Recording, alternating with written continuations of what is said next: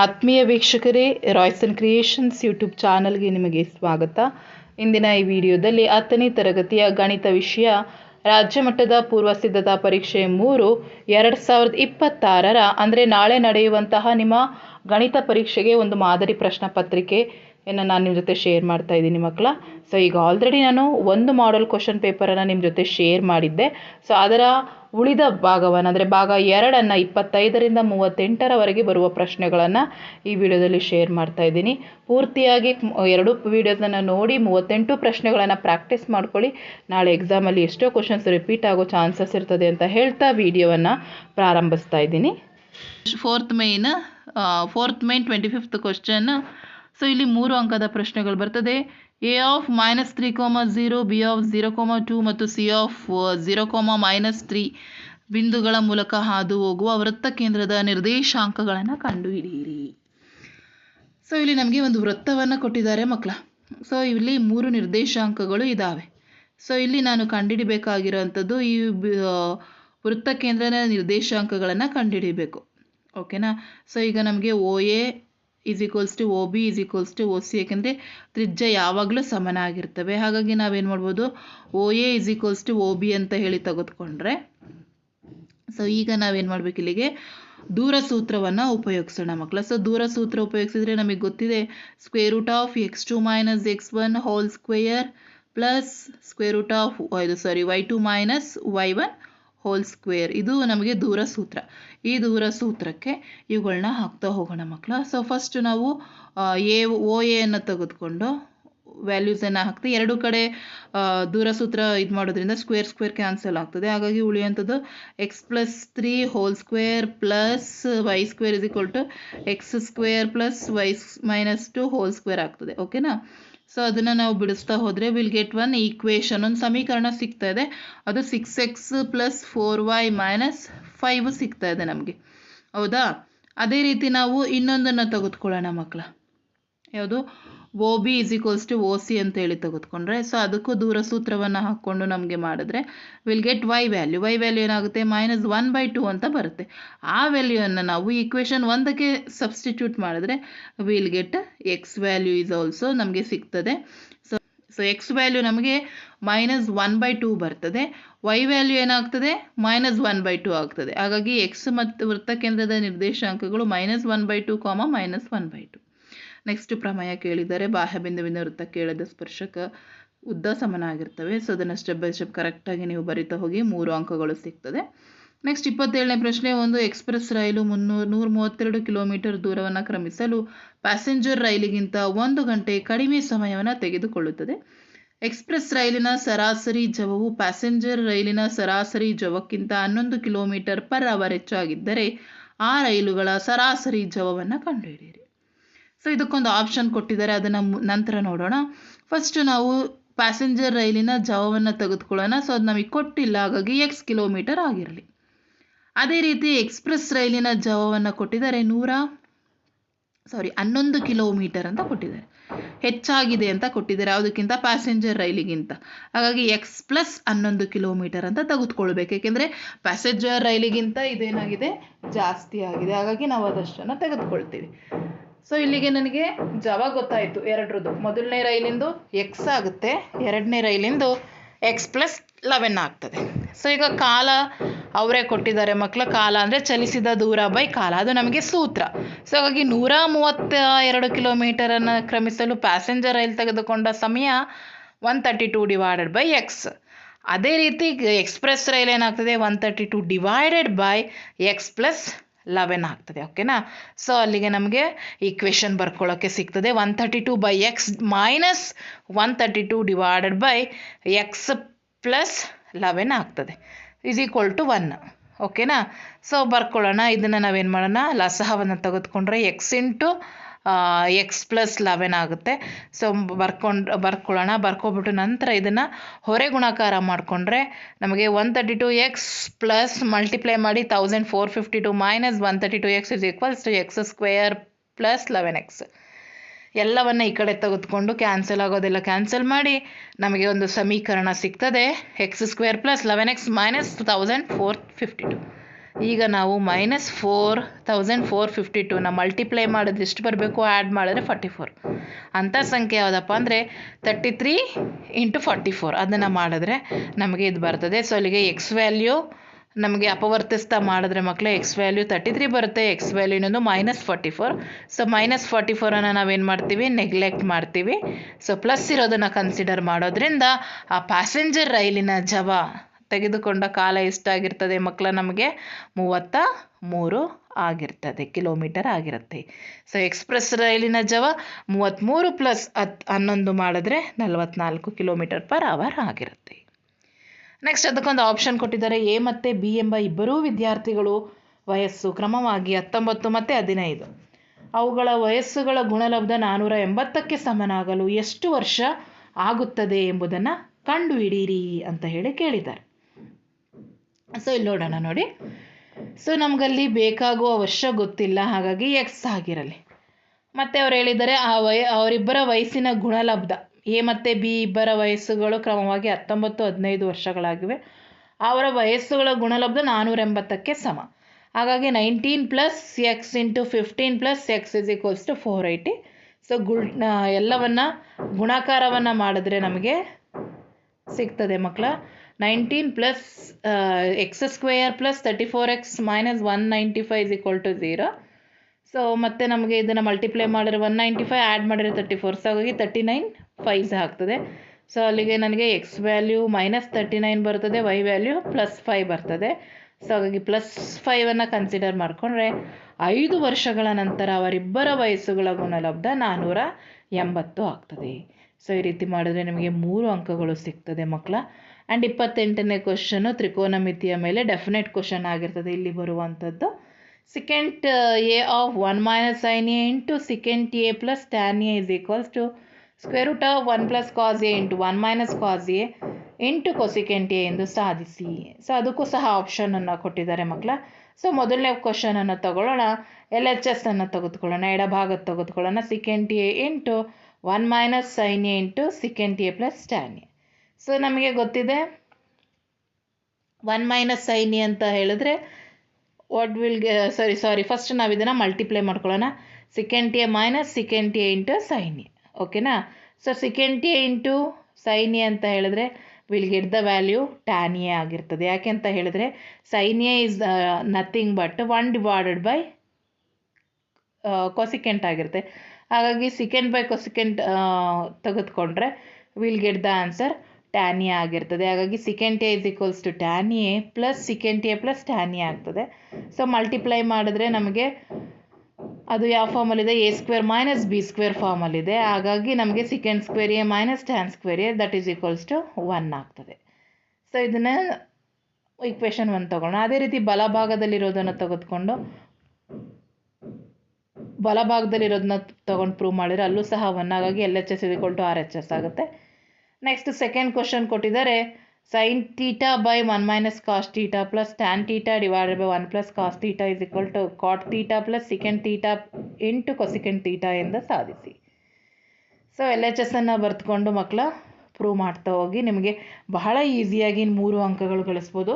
So ಈಗ ನಾನು ಇದನ್ನು ಎಕ್ಸ್ಪ್ಲೇನ್ ಮಾಡ್ತಾ ಹೋಗಲ್ಲ, ಯಾಕೆಂದರೆ ಇದಕ್ಕೇ ಒಂದು ವಿಡಿಯೋವನ್ನು ನಾನು ಮಾಡಿ ಹಾಕಿದ್ದೀನಿ, ಯಾವ ರೀತಿ ತ್ರಿಕೋನಮಿತಿಯ ಲೆಕ್ಕಗಳನ್ನು ಬಿಡಿಸೋದು ಅಂತ. ಅದಷ್ಟು ನಾನು ನೋಡ್ಕೊಳ್ಳಿ. ನೆಕ್ಸ್ಟ್ ಶೂನ್ಯತೆಗಳ ಮೊತ್ತ ಮತ್ತು ಗುಣಲಬ್ಧಗಳು ಕ್ರಮವಾಗಿ 2 ಮತ್ತು -8 ಆಗಿರುವ ವರ್ಗ ಬಹುಪದೋಕ್ತಿಯನ್ನು ಬರೆಯಿರಿ. ಆ ಬಹುಪದೋಕ್ತಿಯ ಶೂನ್ಯತೆಯನ್ನು ಕಂಡುಹಿಡಿಯಿರಿ. ಸೊ ಅದಕ್ಕೊಂದು ಆಪ್ಷನನ್ನು ಕೊಟ್ಟಿದ್ದಾರೆ. ಫಸ್ಟ್ ಈ ಕ್ವಶನ್ ನೋಡೋಣ.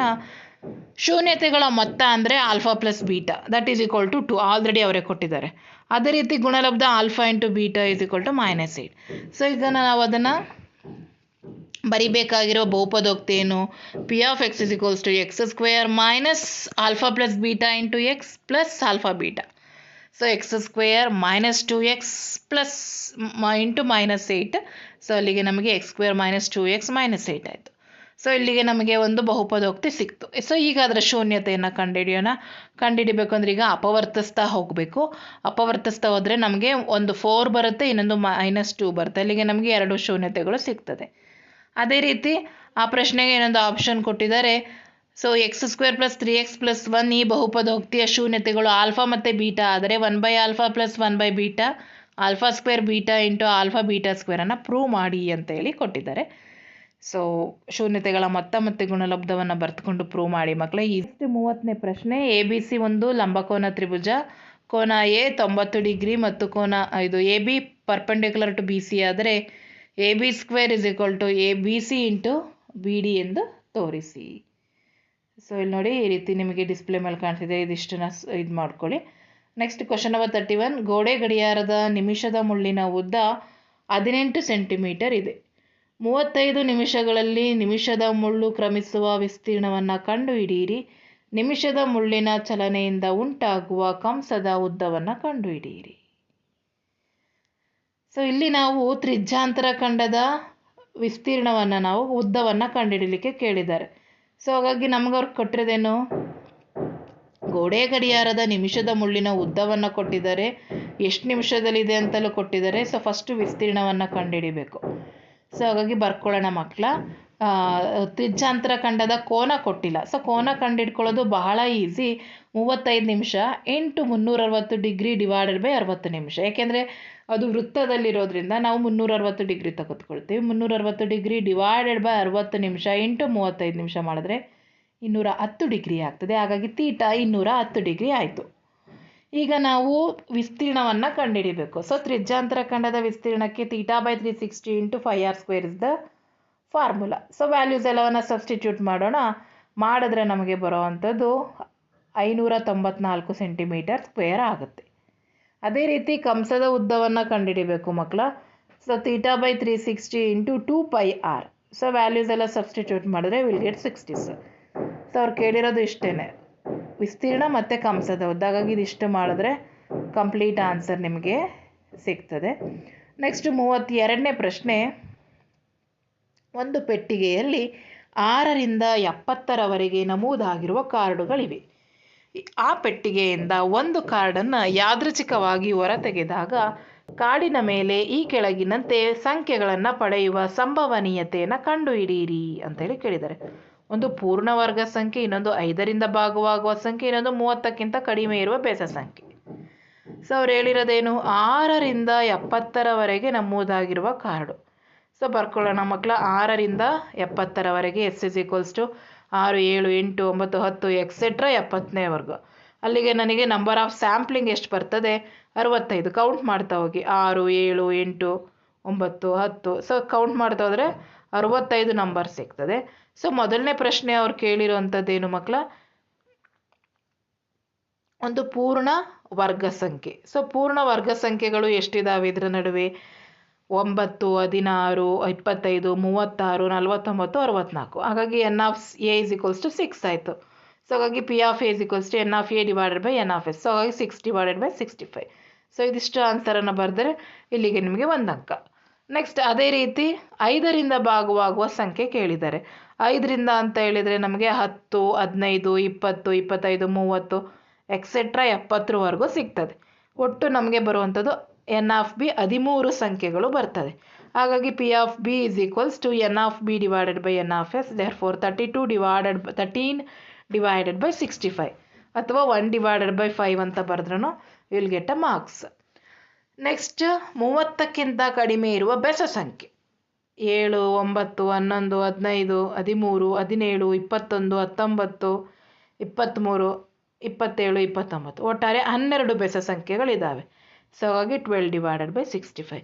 ಸೊ ಹಾಗಾಗಿ ಈಸಿಯಾಗಿ ನೀವು ಇಲ್ಲಿ 3 ಅಂಕ ಗಳಿಸ್ಬೋದು ಮಕ್ಕಳು. Very important and definite question ಆಗಿರ್ತದೆ ಈ ಒಂದು ಸಂಭವನೀಯತೆ ಪಾಠದಲ್ಲಿ. ಹಾಗಾಗಿ ಲೆಕ್ಕವನ್ನು ಮಿಸ್ ಮಾಡಿಕೊಳ್ಳೇಬೇಡಿ. ನೆಕ್ಸ್ಟ್ ಸಂಖ್ಯಾಶಾಸ್ತ್ರಕ್ಕೆ ಬಂದರೆ ಒಂದು ಲೆಕ್ಕ ಸರಾಸರಿ ಅಥವಾ ಮಧ್ಯಾಂಕದ ಮೇಲೆ ಅಥವಾ ಬಹುಲಕಗಳ ಮೇಲೆ ಇದ್ದೇ ಇರ್ತದೆ. ಹಾಗಾಗಿ ನೋಡ್ಕೊಳ್ಳಿ.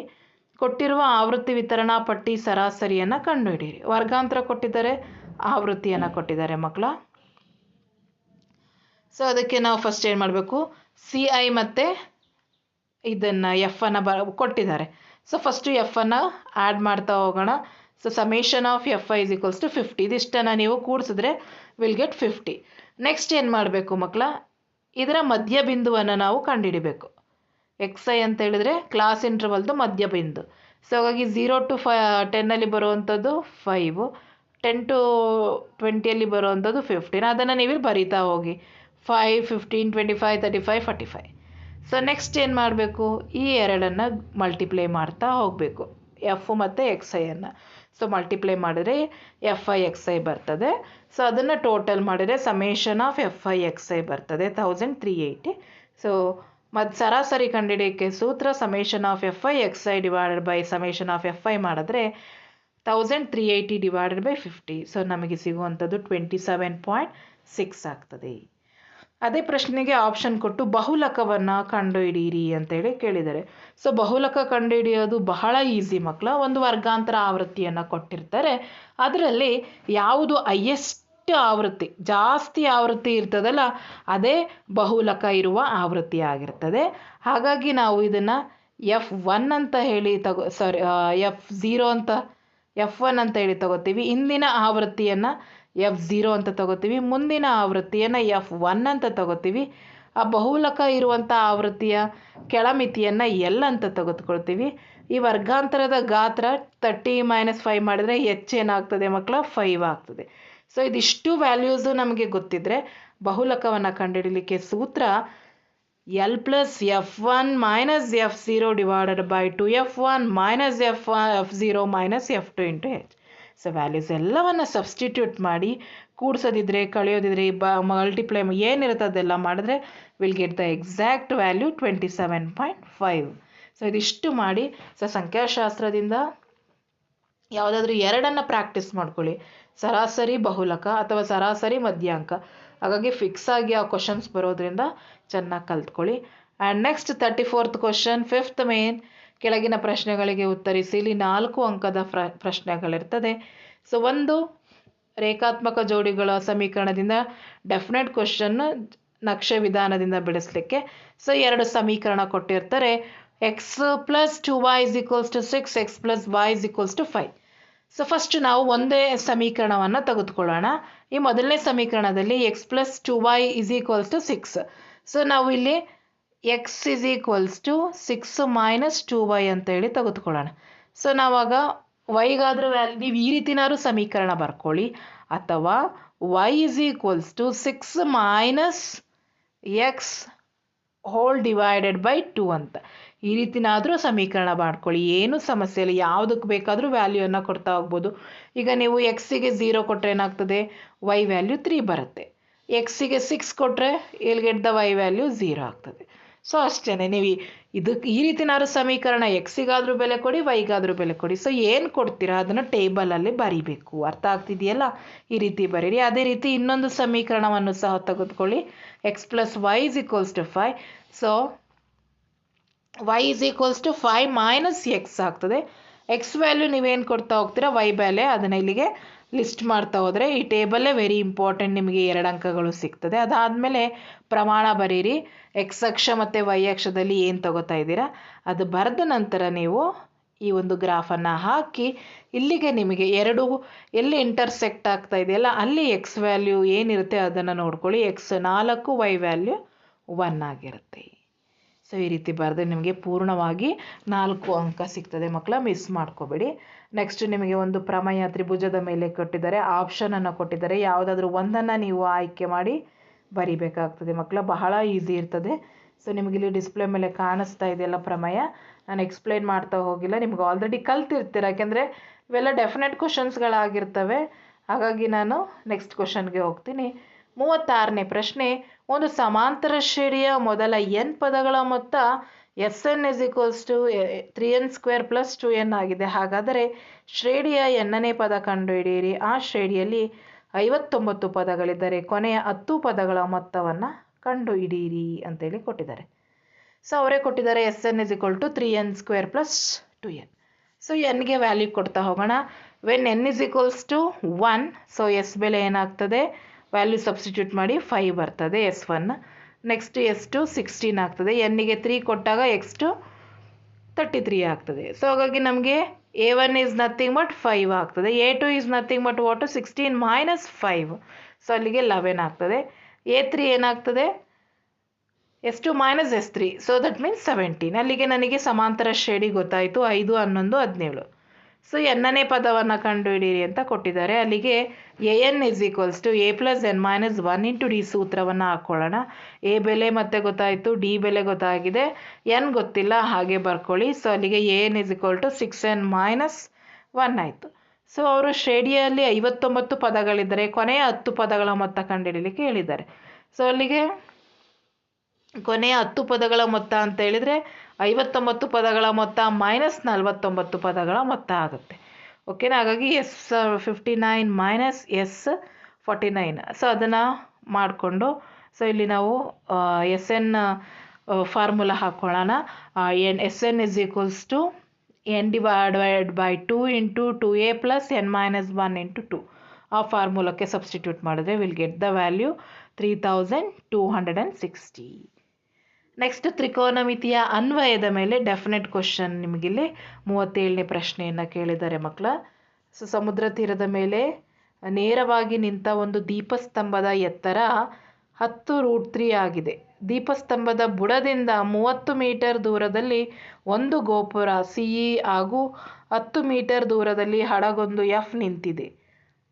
ದೀಪಸ್ತಂಭದ ತುದಿಯಿಂದ ಗೋಪುರದ ತುದಿಯನ್ನು ನೋಡಿದಾಗ ಉಂಟಾದ ಉನ್ನತ ಕೋನವು 30 ಡಿಗ್ರಿ ಆಗಿದೆ. ಹಾಗಾದರೆ ಗೋಪುರದ ಎತ್ತರವನ್ನು ಮತ್ತು ದೀಪಸ್ತಂಭದ ತುದಿಯಿಂದ ಗೋಪುರದ ತುದಿಗಿರುವ ದೂರವನ್ನು ಕಂಡುಹಿಡಿಯಿರಿ ಹಾಗೂ ದೀಪಸ್ತಂಭದ ತುದಿಯಿಂದ ಹಡಗಿಗೆ ಉಂಟಾಗಿರುವ ಅವನತ ಕೋನವನ್ನು ಸಹ ಕಂಡುಹಿಡಿಯಿರಿ ಅಂತೇಳಿ ಕೊಟ್ಟಿದ್ದಾರೆ.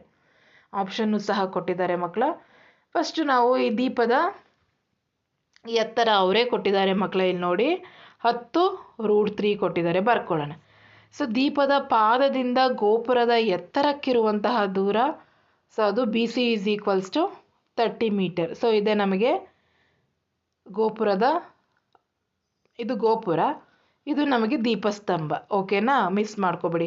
ಇದರ ದೂರಕ್ಕೆ ಗೋಪುರದ ದೀಪಸ್ತಂಭದಿಂದ ಗೋಪುರದ ಪಾದಕ್ಕಿರುವ ದೂರ 30 ಮೀಟರ್ ಆಗುತ್ತೆ. ಹಾಗಾಗಿ ದೀಪಸ್ತಂಭದ ಪಾದ ಮತ್ತು ಹಡಗಿನ ದೂರ BF = ಏನಾಗ್ತದೆ ಮಕ್ಕಳ? 10 ಮೀಟರ್ ಆಗ್ತದೆ. ಸೊ ಗೋಪುರದ ಎತ್ತರ CE ಗೊತ್ತಿಲ್ಲ, ಕಂಡುಹಿಡಿಬೇಕು. ಸೊ ಈಗ ನಾವು ಬರ್ಕೊಳ್ಳೋಣ. ಫಸ್ಟ್ ನಾವು ದೀಪಸ್ತಂಭ ಮತ್ತು ಗೋಪುರದ ಮೇಲ್ತುದಿಯ ನಡುವಿನ ದೂರವನ್ನು ಇದನ್ನು ಕಂಡಿಡ್ಕೊಳ್ಳೋಣ. AEಯನ್ನು ಕಂಡಿಡ್ಕೊಳ್ಳೋಣ. ಸೊ ಇಲ್ಲಿ ಅವನತ ಕೋನ θ ಗೊತ್ತಿಲ್ಲ ಮಕ್ಕಳ. ಸೊ ಇಲ್ಲಿ ನಮಗೆ ತ್ರಿಭುಜ ADEಯಲ್ಲಿ ತಗೊಂಡ್ರೆ tan 30 ಡಿಗ್ರಿ = DE / 30. ಏಕೆಂದರೆ ಇದು 30 ಇದ್ದರೆ ಇದು ಸಹ 30ನೇ ಆಗಿರ್ತದೆ. ಸೊ ಹಾಗಾಗಿ ಇದು 30 ಅಂತ ತೆಗೆದುಕೊಳ್ಳೋಣ. ಸೊ ಹಾಗಾಗಿ tan 30 ಅಂದರೆ 1/√3. 1/√3 = DE / 30. So DE = 30 / √3. ಹಾಗಾಗಿ 30ಯನ್ನು ನಾವೇನಂತ ಹೇಳಿ ಬರ್ಕೋಬೋದು? We can write it as 10 × 3 ಅಂತ ಬರ್ಕೋಬೋದು. ಸೊ 10 × 3 ಅಂತ ಹೇಳಿದ್ರೆ 3 is nothing but √3 × √3. 1 root cancel ಆದರೆ ಉಳಿಯೋದು ರೂಟ್. ಹಾಗಾಗಿ 10√3 ಆಗ್ತದೆ. ಸೊ ಇದಿಷ್ಟು ನಮಗೆ ಸಿಗ್ತದೆ. ಸೊ ಹಾಗಾಗಿ ಗೋಪುರದ ಎತ್ತರ ಅಂದರೆ ಏನು? CE = DE + CD. ಸೊ ಹಾಗಾಗಿ ನಮಗೆ 10√3 + 10√3 ಮಾಡಿದ್ರೆ 20√3 ಆಗ್ತದೆ ಗೋಪುರದ ಎತ್ತರ. ಹಾಗಾಗಿ ತ್ರಿಭುಜ ADಯಲ್ಲಿ cos 30 degree = 30 / AE. So cos 30 ಅಂದರೆ √3/2 ಆಗ್ತದೆ. therefore will get AE = 20√3m ಆಯ್ತದೆ. ಸೊ ದೀಪದ ಸ್ತಂಭದಿಂದ ಮತ್ತು ಗೋಪುರದ ಮೇಲ್ತುದಿಯ ನಡುವಿನ ದೂರ AE = 20√3m ಆಗುತ್ತೆ. ಅವನತ ಕೋನ ಸೊ θ ನಾವು ಕಂಡುಹಿಡಿಬೇಕಾಗುತ್ತೆ ಇಲ್ಲಿ. ಹಾಗಾಗಿ ತ್ರಿಭುಜ ABFಲ್ಲಿ tan 30 = AB/BF ಆಗುತ್ತೆ. ಸೊ ವ್ಯಾಲ್ಯೂ ಸಬ್ಸ್ಟಿಟ್ಯೂಟ್ ಮಾಡಿದ್ರೆ ಸೊ tan 30 = √3. ಸೊ ಯಾವಾಗ √3 ಇರ್ತದೆ? ವೆನ್ θ = 60 ಡಿಗ್ರಿ ಆಗಿದ್ದಾಗ. ಹಾಗಾಗಿ tan 60 √3 ಆಗೋದು. ಹಾಗಾಗಿ ಅವನತ ಕೋನ 60 ಡಿಗ್ರಿ. ಸೊ ಅದಕ್ಕೆ ಆಪ್ಷನ್ ಕೊಟ್ಟಿದ್ದಾರಲ್ಲ ಅದರದ್ದು ಆನ್ಸರನ್ನು ನೋಡ್ಕೊಳ್ಳಿ ಮಕ್ಕಳ. ಆ್ಯಂಡ್ ನೆಕ್ಸ್ಟ್ ಲಾಸ್ಟ್ ಮೇಯ್ನ್ ನಿಮಗೆ 38ನೇದು ಮೇಲ್ಮೈ ವಿಸ್ತೀರ್ಣಗಳು ಮತ್ತು ಘನಫಲಗಳಿಂದ ಕೇಳಿರ್ತಾರೆ ಮಕ್ಕಳ. ಸೊ ಈ ಪ್ರಶ್ನೆಗಳು ಸಹ ಬಹಳ ಈಸಿ ಇದ್ದಾವೆ. ಆನ್ಸರ್ಸ್ ನಿಮಗಿಲ್ಲೇ ಡಿಸ್ಪ್ಲೇ ಮೇಲೆ ಕಾಣಿಸ್ತಾ ಇದೆಯಲ್ಲ ಮಕ್ಕಳ, ನೋಡ್ಕೊಳ್ಳಿ. ಸೊ ಇನ್ನೊಂದು ಬಾರಿ ನೆಕ್ಸ್ಟ್ ನಿಮ್ಮ ಫೈನಲ್ ಎಕ್ಸಾಮ್ಗೆ ಕಂಪ್ಲೀಟಾಗಿ ಇವುಗಳಿಗೆ ಸಪ್ರೇಟ್ ವೀಡಿಯೋಸನ್ನು ಮಾಡಿದ್ದೀವಿ, ಅದರಲ್ಲಿ ಎಕ್ಸ್ಪ್ಲೈನ್ ಮಾಡಿರ್ತೀನಿ. ನೋಡಿ ಪ್ರಾಕ್ಟೀಸ್ ಮಾಡ್ಕೊಳ್ಳಿ, ಎಕ್ಸಾಮ್ಗೆ ಪ್ರಿಪೇರ್ ಆಗಿ ಅಂತ ಹೇಳ್ತಾ ವಿಡಿಯೋನ ಎಂಡ್ ಮಾಡ್ತಾ ಇದ್ದೀನಿ. Thank you for watching this video.